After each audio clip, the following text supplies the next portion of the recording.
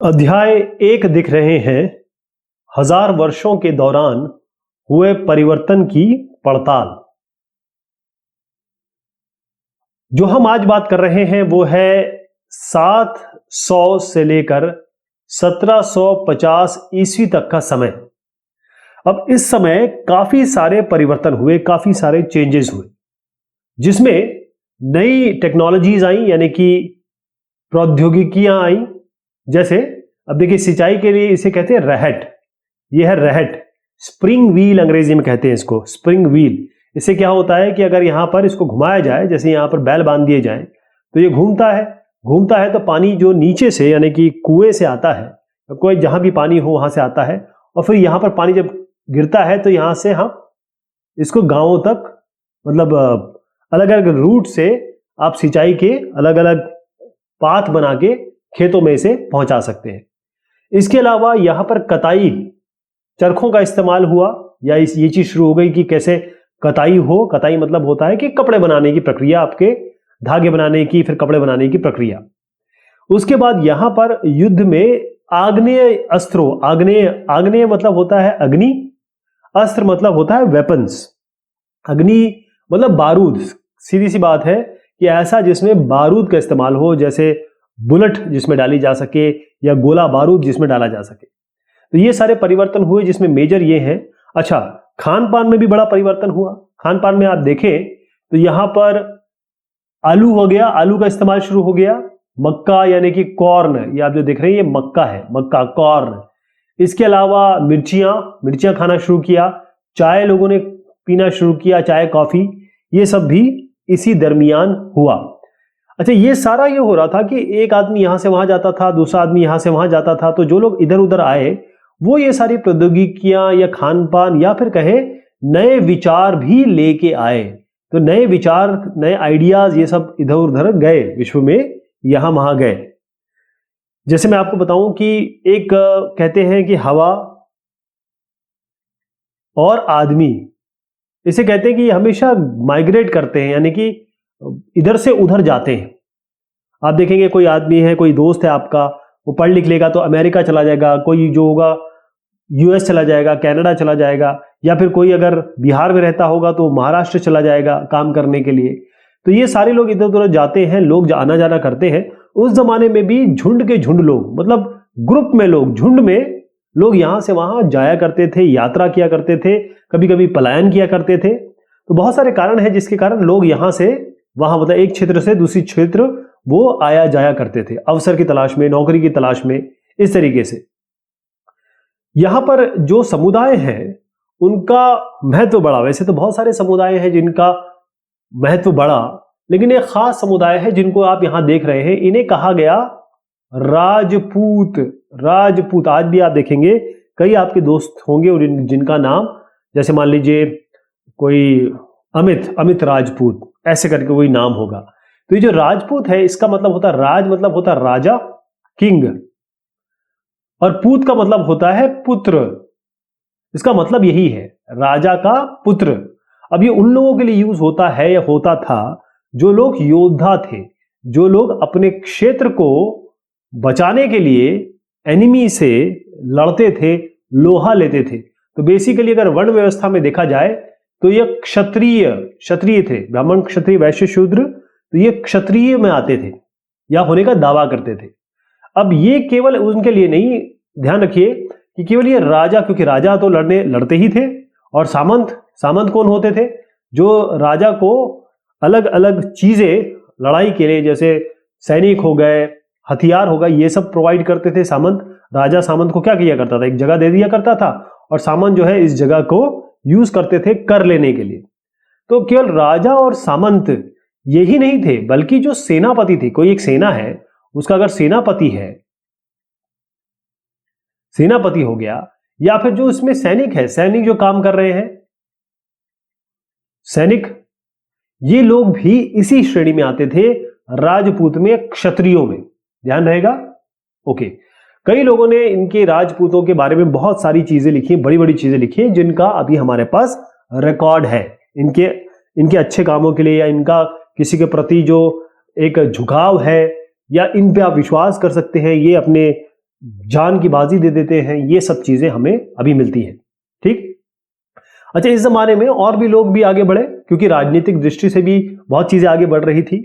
इसमें मराठा हो गए, इसमें आपके सिख हो गए, ये सब की रेजिमेंट होती है हमारे यहाँ, Maratha regiment, Sikh regiment, Jat regiment ऐसे होती है।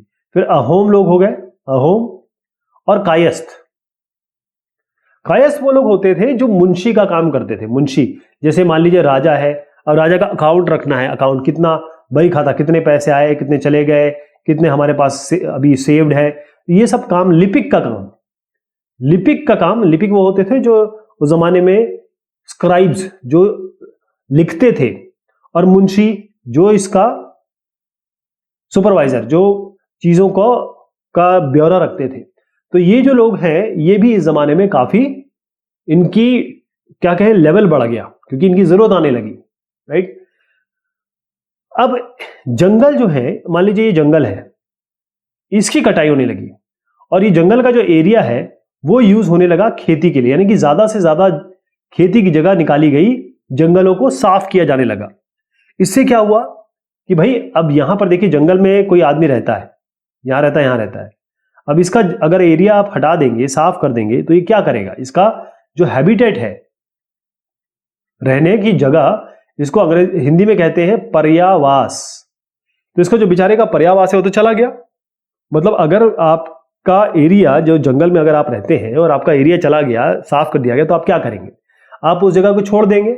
फिर आप क्या करेंगे कि भाई कहीं आएंगे, कोई जुताई का काम करने लगेंगे, मतलब कृषक का काम करने लगेंगे, मतलब आप बन जाएंगे किसान, ऐसे काम करने लगेंगे।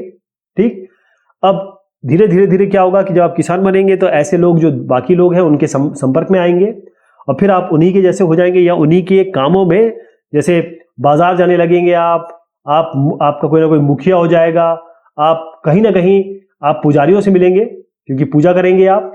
और फिर और भी लोग हैं, जैसे मठ है, मंदिर है, इन सब में आप जाना आना शुरू करेंगे। तो एक तरीके से आप समाज के अंग बन जाएंगे। तो लोग जो यहां पर थे वो समाज के अंग बनने लगे, वो समाज का एक पार्ट बनने लगे।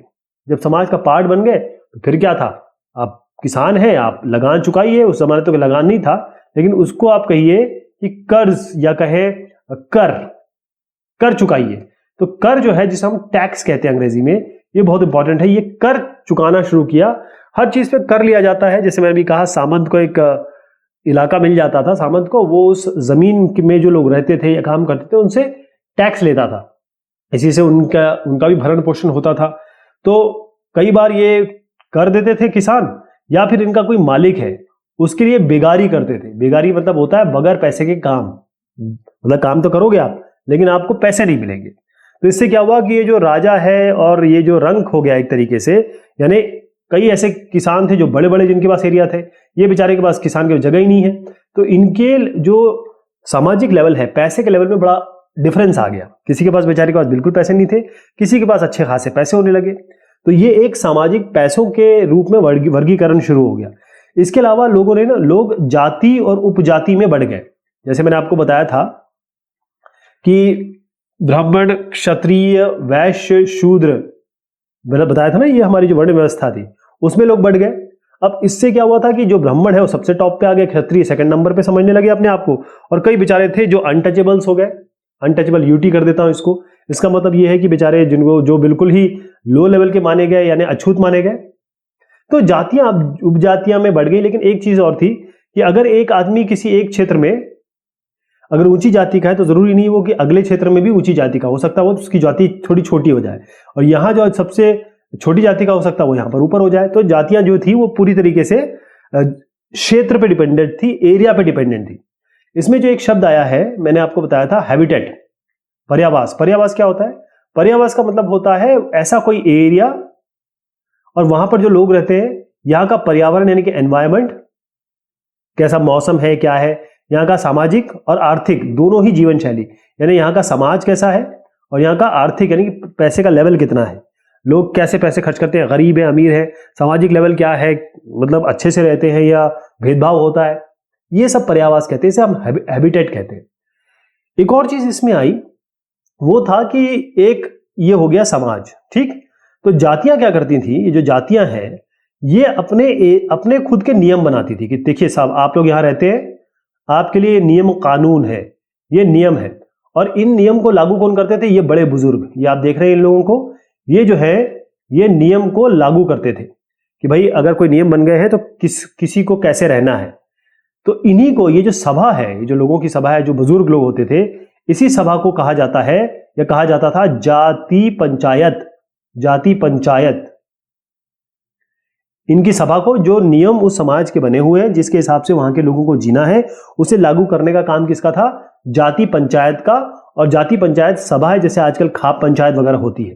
ठीक, कई गांव ऐसे थे जिसमें मुखिया भी होते थे, जैसे आजकल हमारे पास वो नहीं होते पंच, सरपंच वगैरह होते हैं, उसी तरीके से मुखिया होता था। तो ये कुछ क्षेत्र हैं। अच्छा, ये सब जो भी बात होगी ना आगे मैं करूंगा, जैसे चोल के बारे में बात की जाएगी आगे, ऐसे तुगलक के बारे में बात की जाएगी, मुगल के बारे में बात की जाएगी। ये जो बड़े बड़े राज्य थे उनमें बहुत बड़े बड़े राज्य थे, मतलब पूरा अगर इलाका बड़ा ले ले तो उसके अंतर्गत ये शासन करते थे। जैसे चोल पूरा एक अच्छा खासा उनके पास एक इलाका हुआ करता था। ठीक, तो फिर दिल्ली के जब सुल्तान आए, दिल्ली डीएस कर देता हूं, दिल्ली के सुल्तान जो है ग्यासुद्दीन बलबन, कौन साहब है, ग्यासुद्दीन बलबन। तो इनकी प्रशंसा की गई, उसके लिए हमें एक प्रशस्ति मिली, प्रशस्ति। ठीक, अब ये बताया गया कि एक बहुत बड़ा इनका साम्राज्य हुआ करता था, उसके ये ग्यासुद्दीन ग्यासुद्दीन बलबन, ये इसके वो थे, शासक थे। तो ये गौड़ से लेकर अफगानिस्तान के गज्जन कहते हैं उसे, मतलब अगर हम देखें ये है नॉर्थ, साउथ, ईस्ट, वेस्ट।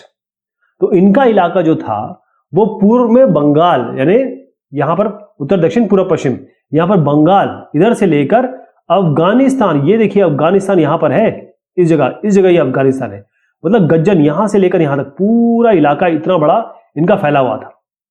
और इसमें आपका ये साउथ का एरिया भी आ जाता है जिसे हम द्रविड़ कहते हैं। तो गौड़ हो गया, आंध्र, केरल, कर्नाटक, महाराष्ट्र, गुजरात, ऐसे बहुत सारे अलग अलग क्षेत्र हैं, या अलग अलग क्षेत्रों के लोग जो है अपनी सेना से आगे पलायन कर जाते थे। कैसे, मतलब होता यह था कि जब अब यहां पर लोग आ गए, अब कोई सेना यहां चली गई, कोई सेना वहां चली गई, मतलब कोई फिक्स जगह तो हम नहीं बता सकते, लेकिन ऐसा था कि बहुत बड़ा इलाका था। लेकिन इसके बारे में चर्चा हम करेंगे आगे चल के। ठीक, हम आगे इसके बारे में चर्चा हम करेंगे। 700 तक जितने भी हम साम्राज्यों की बात करेंगे, उनका भौगोलिक आयाम, मतलब उनका जो एरिया है वो डिफाइन हो गया था। यानी मान लीजिए ये एरिया हो गया, एक चोला वाला एरिया ले लीजिए, तो ये जो एरिया है इसमें क्या भाषा बोली जा रही है, क्या यहां पर संस्कृति है, ये सारी चीजें बिल्कुल डिफाइन हो गई थी, यानी सेटल डाउन हो गई थी। अब होता यह था कि ये जो चोल है, खिलजी, तुगलक, मुगल, ये अपना बहुत बड़ा एरिया स्थापित कर लेते थे। लेकिन होता यह था कि जब मान लीजिए चोल ने बहुत बड़ा एरिया कवर कर लिया, इसको बना के रखने में वो हमेशा सफल नहीं हो पाते थे। इन्होंने बड़े बड़े, जितने भी मैंने नाम लिए हैं, इन्होंने बड़े बड़े राजवंश थे, इन्होंने बड़े बड़े एरिया कैप्चर किए, लेकिन उसको हमेशा अपने पास रखे, इसमें वो सफल नहीं हो पाए। फिर हुआ क्या कि जैसे ही हम आगे पढ़ेंगे कि मुगल वंश, ये वंश बहुत लंबा चला, और जब मुगल वंश का पतन हुआ, या ये कहें कि ये ढलान पे था, उसके बाद क्या हुआ, जब एक बहुत बड़ा साम्राज्य जब ढलान पे जाता है तो ये छोटा पार्ट छोटा पार्ट छोटा पार्ट ऐसे ऐसे करके ये विभक्त हो जाता है, छोटे छोटे राज्य बन गए। और इन हर एक राज्य में अपनी एक सभ्यता, या कहें परंपरा आई। परंपरा यहां का जो ट्रेडिशन है, परंपरा। तो ये जो परंपरा है, ये परंपरा किस किस चीज की, यहां पर प्रशासन कैसा हो रहा है, यहां पर अर्थव्यवस्था कैसी है। प्रशासन मतलब होता है एडमिनिस्ट्रेशन अंग्रेजी में, अर्थव्यवस्था का मतलब होता है कि यहां पर कंटेंट, पैसे से रिलेटेड जो चीज है वो क्या है, यानी कैसे पैसे का ट्रांजैक्शन हो रहा है, उसका प्रबंधन कैसे हो रहा है, यहां की संस्कृति क्या है, यहां की भाषा क्या है।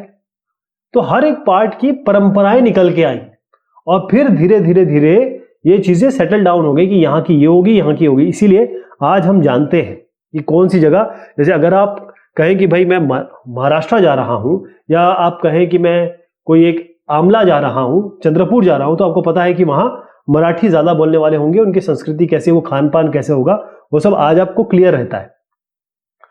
इस जमाने में धर्म यानी रिलीजन हुआ ये कि धार्मिक या रिलीजियस परंपराओं में भी काफी सारे परिवर्तन आए। पहली चीज ये थी कि दैविक तत्व। अब दैविक तत्व क्या होता है, इसमें यह बताया गया है कि जो दैविक तत्व है उसका मतलब यह है कि भाई समूह में लोग, समुदाय में मिलके जो दैविक तत्व है यानी भगवान और उनसे निकलने वाली जो आस्था है, चीजें हैं, ठीक, तो वो सब भी काफी चीजें यहां पर अलग अलग समुदाय आए, उन्होंने अपनी अपनी मान्यता हुई उनकी। जैसे जो हम हिंदू धर्म को आज मानते हैं ना, जो हिंदू धर्म है उसमें भी काफी परिवर्तन आए। ऐसा हुआ कि नए देवी देवता, जैसे आप यहां पर देखें देवी देवताओं का मैंने चित्रण दिया है, तो बहुत सारे देवी देवता, इनको हम डाइटी कहते हैं, बहुत सारे देवी देवताओं की पूजा होने लगी। राजाओं ने बहुत बड़े बड़े मंदिरों का निर्माण किया, यानी आप ये कहें कि टेम्पल कंस्ट्रक्शन, टीसी कर देता हूं, बहुत बड़े बड़े मंदिरों का निर्माण हुआ। और एक और चीज कि इन मंदिरों में जो लोग पूजा अर्चना करते थे, जो पुरोहित थे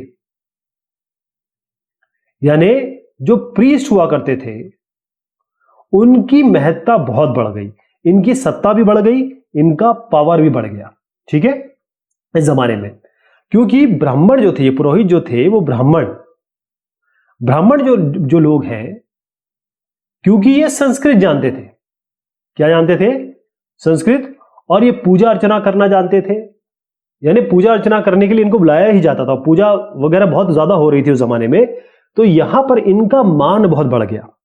और कई जो राजा वगैरह थे वो इनके संरक्षक हो गए, यानी कई राजा ऐसे थे जो इनका संरक्षण करने थे, क्योंकि हर आदमी भगवान से तो डरता ही है, तो ये भगवान के आदमी हो गए ब्राह्मण, क्योंकि वो संस्कृत भी जान रहे हैं, भगवान की पूजा भी कर रहे हैं, तो इसीलिए ये लोग, कई राजा शासक, वो ब्राह्मणों का संरक्षण करते थे, या इनका एक तरीके से इनको देखभाल किया करते थे।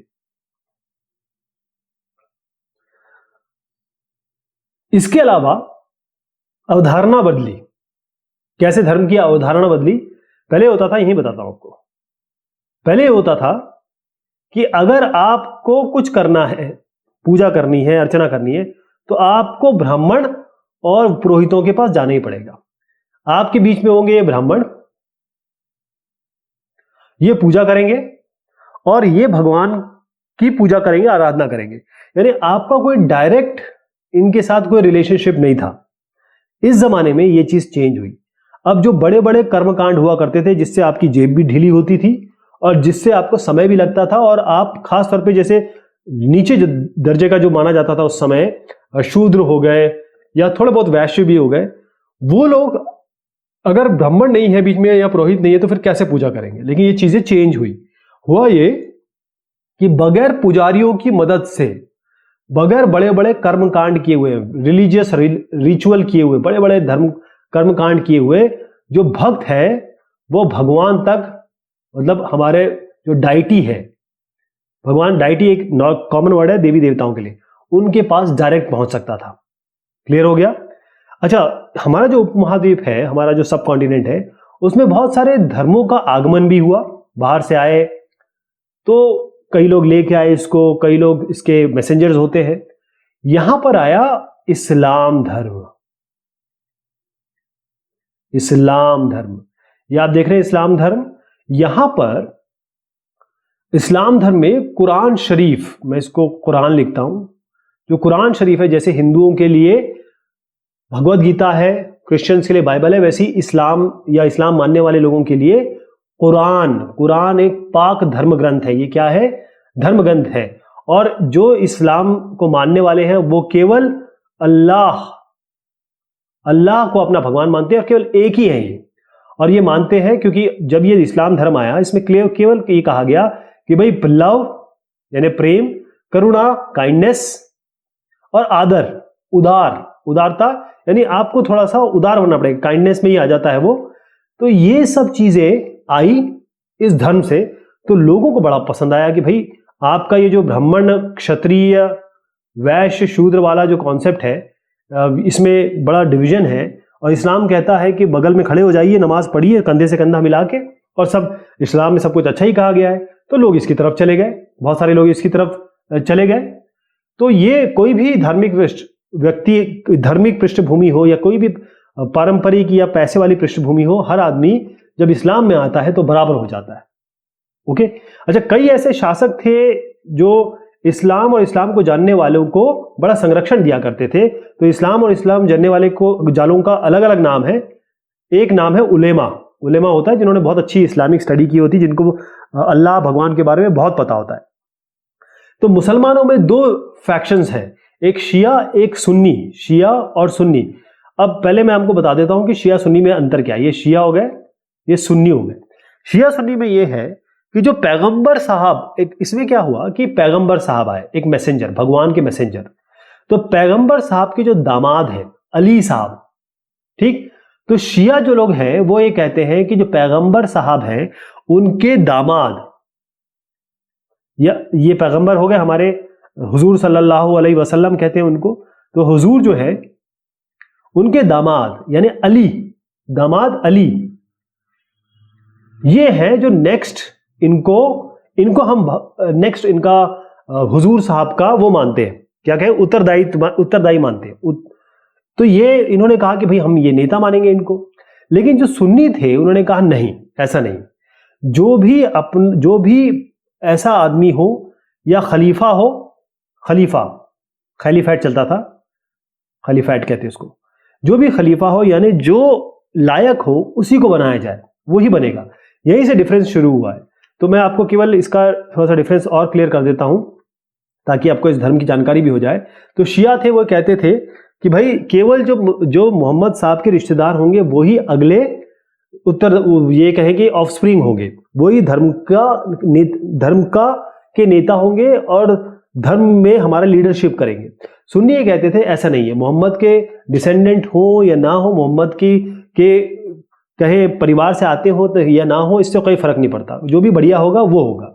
लेकिन दोनों शिया सुन्नी, इनके लिए अल्लाह भगवान है, कुरान इनकी होली बुक है, कुरान धर्म ग्रंथ, और ये 5 पिलर्स जो इस्लाम के हैं दोनों ही फॉलो करते हैं।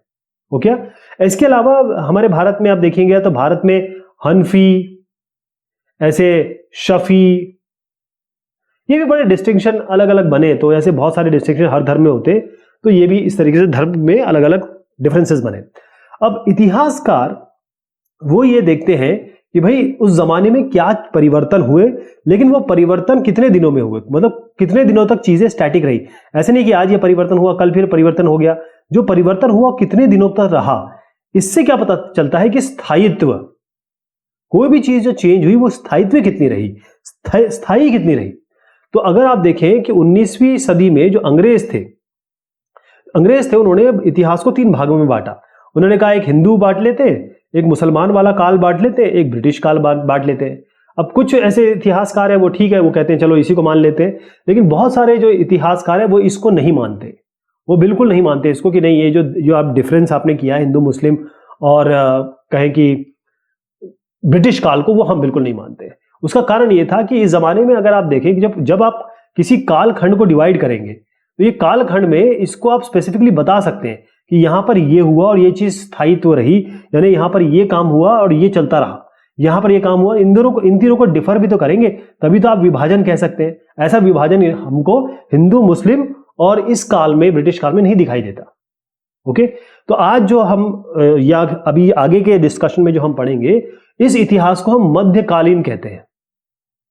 क्या कहते हैं? मध्यकालीन। ये जो आप देख रहे हैं यानी कि मिडिवल, इसको मध्यकालीन कहा जाता है। और इस जमाने में बहुत सारी चीज चेंज हुई जो हम आगे भी देखेंगे। जो मध्यकाल है उसकी तुलना आज के आधुनिक काल से की जाती है, लेकिन ध्यान रहे कि जो आधुनिक काल है, मॉडर्न काल जो है, इसमें दिमागी तौर पे या चीजों के तौर पे बहुत जो परिवर्तन हुए वो टेक्नोलॉजिकल परिवर्तन ज्यादा थे, और यहां पर लोगों के पास पैसा अच्छा खासा आया, यानी कि पैसों में बढ़ोतरी हुई। तो मध्यकाल और आधुनिक काल को एक जैसा मानना भी ठीक नहीं है। हमारे जो उपमहाद्वीप है उसमें बहुत सारी चीजें हुई। सबसे इंपॉर्टेंट चीज थी कि हमारा जो है, जिसे हम सोने की चिड़िया कहते हैं हिंदुस्तान को, वहां बाहर के लोग, यानी कहें कि जो यूरोपीय कंपनियां हैं, यूरोपीय ट्रेडिंग कंपनियां यानी यूरोप की जो व्यापारिक कंपनियां हैं, उनका आगमन हुआ। और इसी पे हम नजर डालेंगे कि एक यूरोपीय कंपनी जिसे ईस्ट इंडिया कंपनी कहते हैं हिंदुस्तान में आई और फिर हिंदुस्तान ब्रिटिश का गुलाम हो गया। तो ये चर्चा बड़ी बेसिक थी, इसका मतलब हमने केवल सरसरी तौर पे देखा। अब हम आगे हर एक चीज डिटेल पे जाएंगे। बहुत शुक्रिया, बहुत मेहरबानी आप सभी की।